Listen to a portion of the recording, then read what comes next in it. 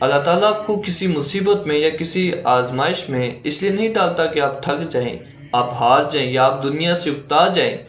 بلکہ وہ اس لیے کہ آپ اپنے اندر چھپی ہوئی طاقت کو پہچانیں۔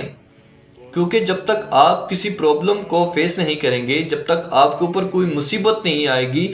آپ اس کو فیس نہیں کریں گے، تب تک آپ اپنے اندر چھپی ہوئی طاقت کو نہیں پہچان سکیں گے۔ اس لیے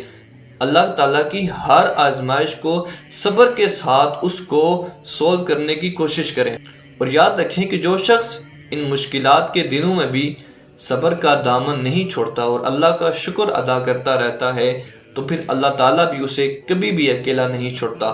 اللہ تعالیٰ بھی اسے کبھی بھی تنہا نہیں چھوڑتا، کیونکہ اللہ کا وعدہ ہے ان اللہ مع الصابرین،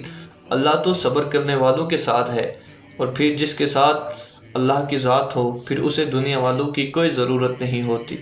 دموعي سبيل مريح